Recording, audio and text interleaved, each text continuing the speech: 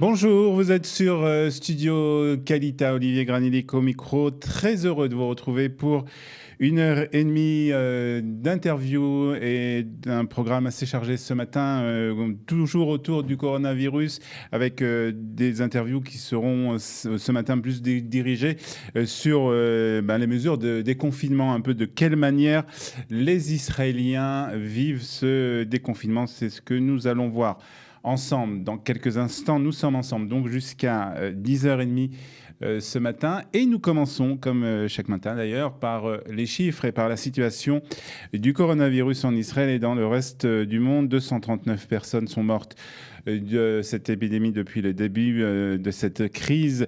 Une personne ces dernières 24 heures. 5434 personnes sont actuellement malades de ce virus et 69 sont en réanimation. Ces bons chiffres ont permis au gouvernement de prendre des décisions concernant des allègements dans les mesures de déconfinement en Israël.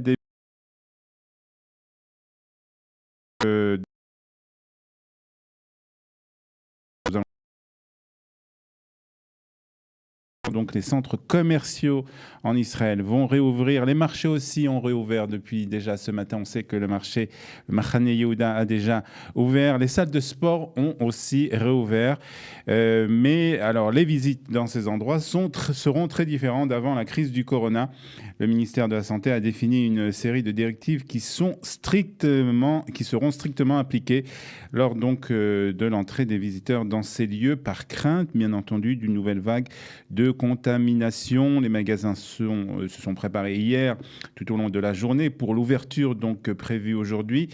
Les consignes sont donc de prendre la température de chaque personne à l'entrée, de respecter bien entendu une distance de 2 mètres entre chaque client et de 2 mètres entre le client et le vendeur. Il sera aussi permis de laisser entrer dans les centres commerciaux une quantité de visiteurs qui équivaut à peu près à une personne pour 20 mètres carrés, donc dans un centre commercial.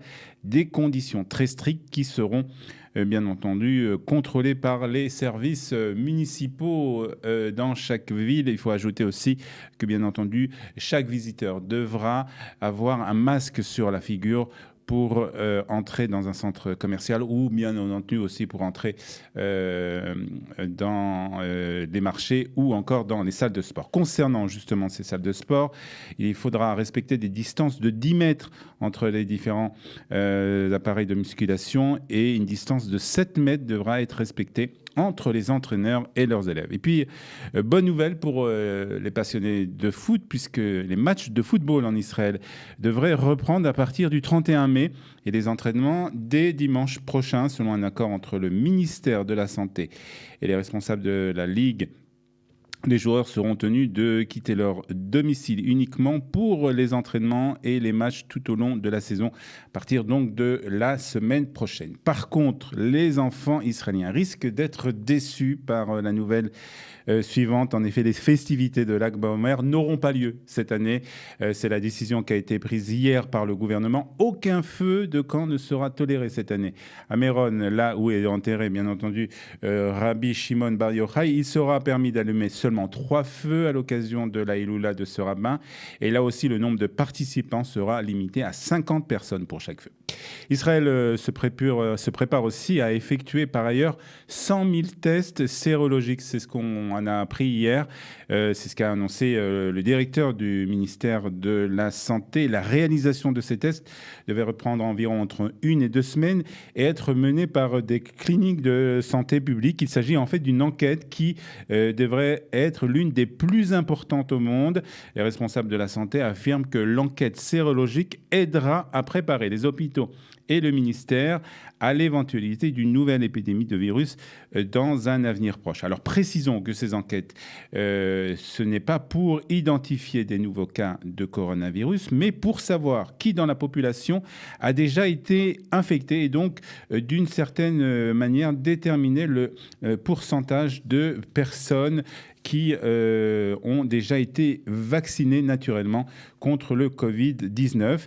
Selon Moshe Bar Simentov, qui est le directeur du ministère de la Santé, si les résultats de l'enquête indiquent qu'un faible pourcentage de la population infectée par le virus, cela pourrait prévenir des difficultés majeures auxquelles le système de santé devra faire face plus tard. Selon lui, la proportion d'Israéliens qui ont développé déjà des anticorps contre le virus se situe entre 1 et 10%.